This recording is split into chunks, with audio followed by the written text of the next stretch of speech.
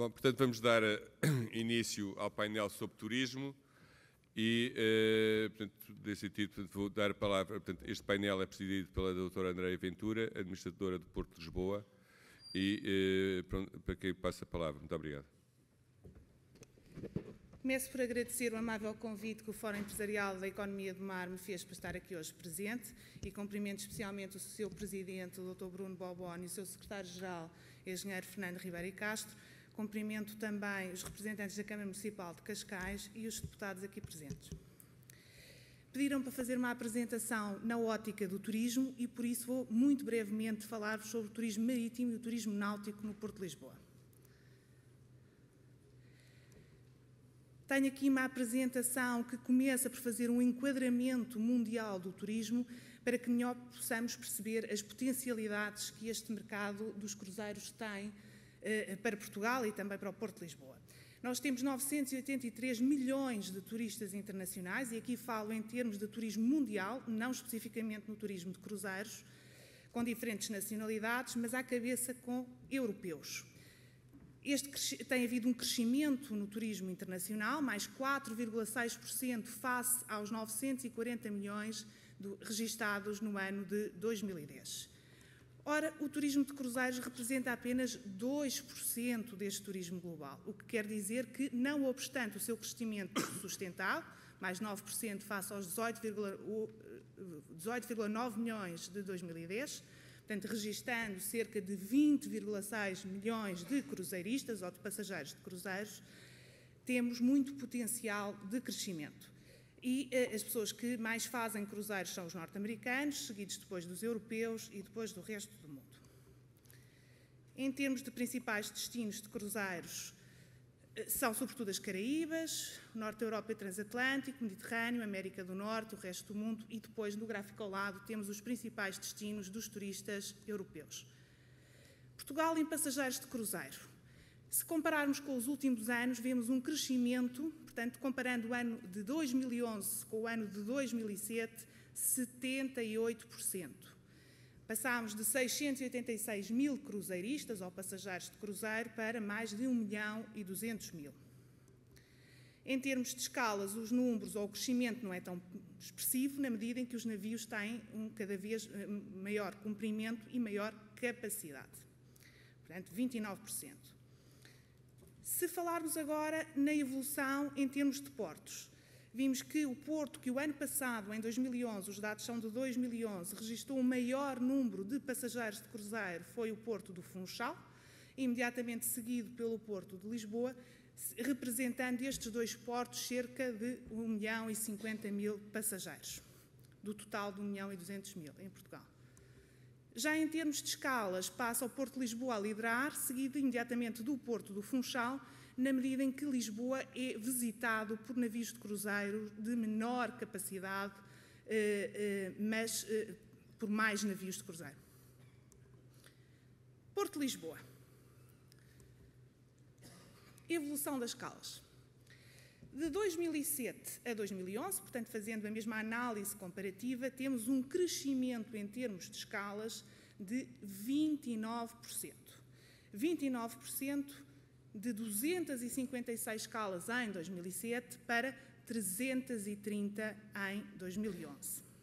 Em termos de passageiros, houve também uma evolução significativa.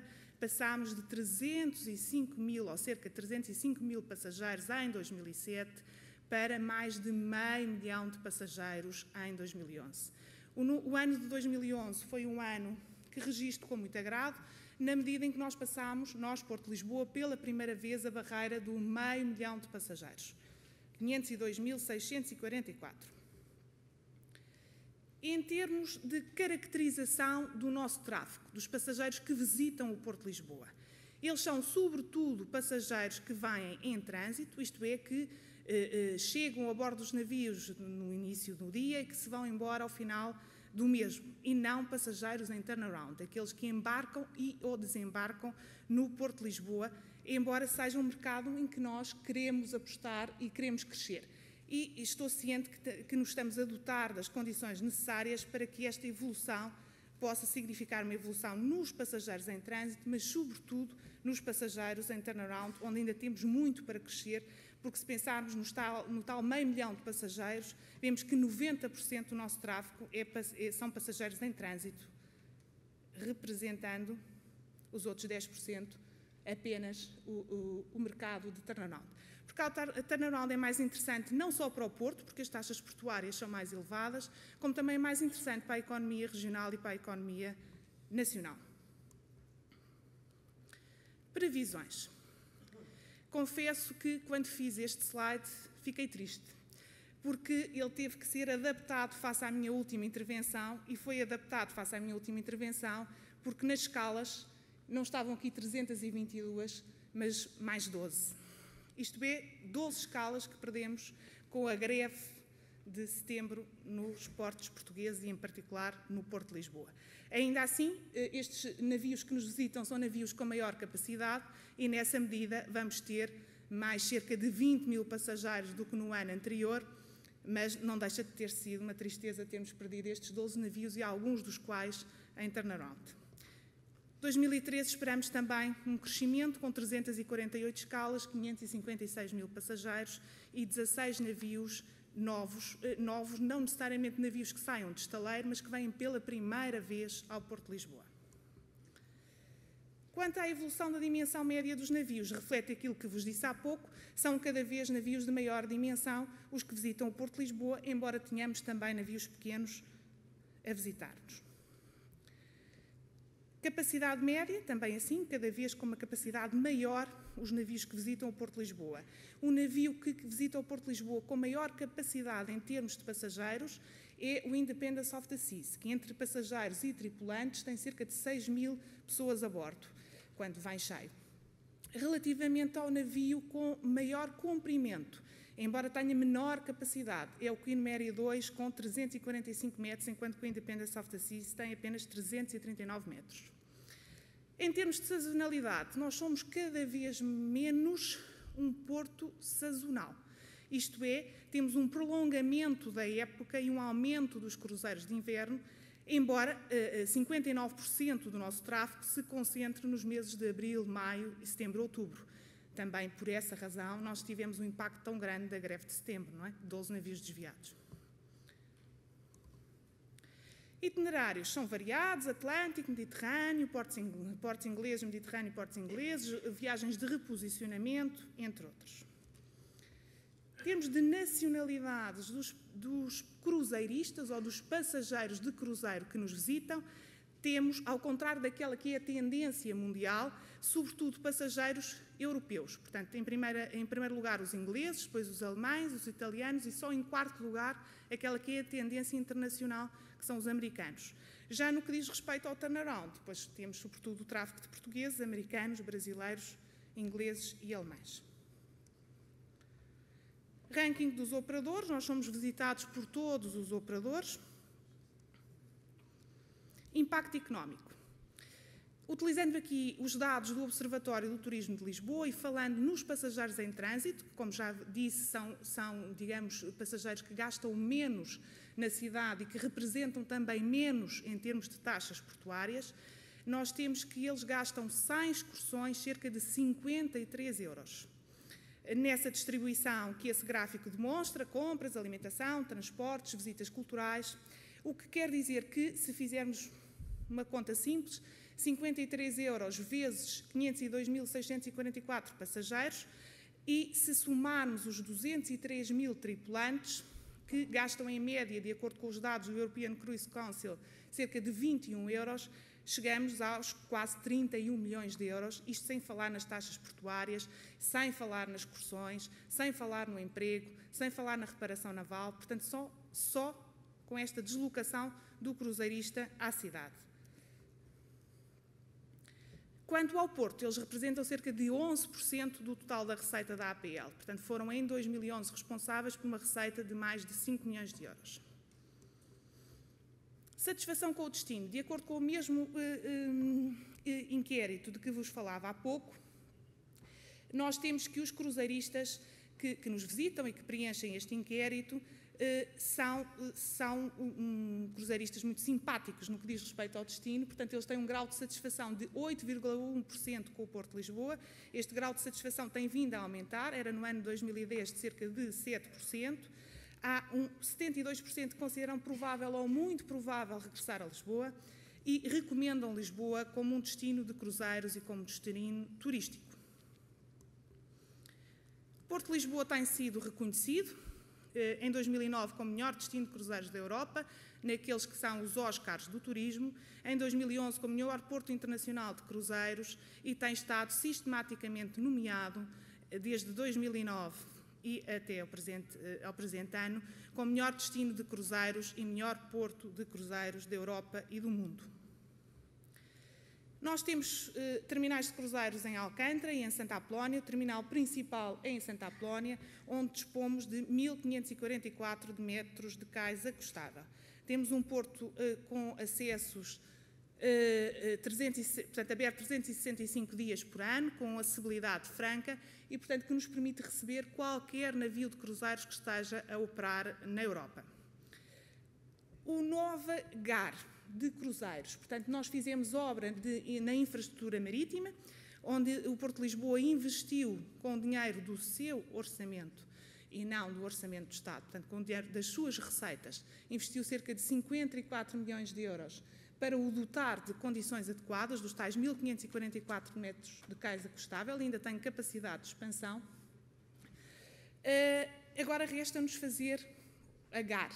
A GAR que é absolutamente essencial para crescermos no mercado que há pouco vos falava, que é o mercado do turnaround, que é um mercado que exige, do ponto de vista da recepção, condições mais modernas do que aquelas de que dispomos atualmente e, para tanto, fizemos um concurso público internacional, recebemos 39 propostas, analisámos 37, das 37 analisadas foi escolhido por unanimidade, por um júri composto pela autarquia, a Ordem dos Arquitetos e a Associação dos Arquitetos Paisagistas, o arquiteto português Carrilho da Graça, com o projeto que aqui está exposto. É um projeto com uma área relativamente pequena, porque não obstante vá ter algumas lojas no seu interior, o objetivo é deslocar os passageiros para a cidade de Lisboa, para Cascais, para Sintra, para Fátima, para Évora, enfim, para os destinos que entendam visitar e desta forma dinamizar a economia regional e a economia nacional. Modelos de gestão. Temos dois modelos de gestão. O modelo de gestão que atualmente o Porto de Lisboa tem neste negócio de cruzeiros, que é o modelo de gestão, reforço, que tem no negócio de cruzeiros, mas que já não tem há muitos anos no negócio da carga, que é perfeitamente um porto landlord port, já não assim no que diz respeito aos cruzeiros, em que faz a gestão direta. Tem feito, em meu entender, não tem feito mal, tem gerido de forma a crescer sustentadamente, mas para passar para um outro patamar precisa de uma gestão indireta, profissionalizada, empresarial, e ela pode ser feita em dois modelos. Um modelo que é seguido por Barcelona e Málaga, em que a autoridade portuária tem uma participação, ainda que residual, nesta sociedade, ou uma gestão, tal como é feita em Génova, perfeitamente privatizada, através de privados, sem qualquer participação, em que a autoridade portuária, tal como acontece atualmente na carga, apenas tem uma intervenção meramente de controlo portuário. Não poderia deixar de terminar a análise dos cruzeiros para passar então para o turismo náutico sem referir-me aos pontos fortes e aos pontos fracos. Portanto, o Porto de Lisboa, para crescer, tem que saber, tem que se conhecer. E, para tanto, recorremos a um consultor internacional que nos fez uma análise do nosso mercado e nossa potencialidade e, nessa medida, apresentou-nos, depois de um inquérito feito a todos os armadores internacionais, todos, os pontos fortes, os pontos fracos do nosso destino. Como pontos fortes, temos um destino com prestígio e atrativo, temos terminais operacionais, uma boa relação com os agentes económicos, o tal cais de que vos falava há pouco, que não só o de Santa Apolónia tem 1.544 metros, mas como dispomos de mais metros de cais acostável em Alcântara. Temos um projeto para continuarmos, não estagnamos, estamos a continuar a querer desenvolver esta atividade com um novo terminal, um aeroporto internacional com muito boas ligações, sobretudo à América e à África, uma cidade capital uma oferta hoteleira de qualidade e variada e um destino seguro, algo que é muito, enfim, que é muito querido das companhias de seguro e também das companhias de cruzeiro e também dos passageiros. Quanto aos pontos fracos, temos a serem cobradas taxas pelo Serviço de Estrangeiros e Fronteiras aos tripulantes dos navios, a introdução de novas taxas sem anúncio prévio, o desordenamento dos táxis, estar fora dos circuitos de interesse do mercado espanhol, falta de portos para itinerários de 7 dias, os procedimentos de controle de passageiros que por vezes são muito morosos e terminais desadequados ao tráfego atual, que simultaneamente é um ponto fraco, mas também da parte dos pontos fortes há o projeto do novo terminal. Oportunidades e ameaças. As ligações ferroviárias com Espanha, cruzeiros atlânticos, novas rotas, e aqui o Porto de Lisboa tem 2 projetos internacionais com outros portos em que oferece claramente como uma forma promocional dos portos novos destinos alternativos às companhias, escalas de turnaround parcial, ou aquilo que se costuma chamar interporting, portanto, o Porto de Lisboa funcionar como um porto de embarque ou desembarque parcial, mercados emergentes, o Brasil, a captação do mercado espanhol, a possibilidade de utilização que está a ser estudada dos corredores base pelos autocarros turísticos, os acordos comerciais de volume que estamos a fazer com outros portos, nomeadamente com o Porto de Boston, com o Porto do Brasil e do Rio de Janeiro, melhorar a relação com os táxis, através nomeadamente daquilo que foi uma introdução de uma bandeirada especial que aconteceu em Barcelona e que resolveu muito do problema existente nos táxis. As ameaças à crise económica, a possibilidade de aumento de taxas e tarifas, sobretudo sem aviso prévio, porque se elas forem avisadas previamente, podem evidentemente ser passadas pelas companhias para os clientes, para os passageiros de cruzeiro. O tráfego congestionado na cidade e a falta de estacionamento de autocarros de turismo, e aqui falo de Lisboa, concorrência de portos espanhóis. Pronto, passamos então para a náutica de recreio e marítimo-turística, em que vou ter que acelerar com a vossa desculpa e permissão. Náutica de recreio, estatísticas de 2011, também numa perspectiva de abordagem mais global, 10.976 lugares de amarração em 51 instalações diferentes, distribuídas do ponto de vista nacional, conforme o gráfico demonstra, sobretudo concentradas em Lisboa e no Algarve. Estuário do Tejo, 2.816 lugares de amarração, 2 marinas, 3 portos de recreio, 4 docas de recreio, 1 centro náutico, 48 clubes, associações e 9 estaleiros. E agora o Porto de Lisboa.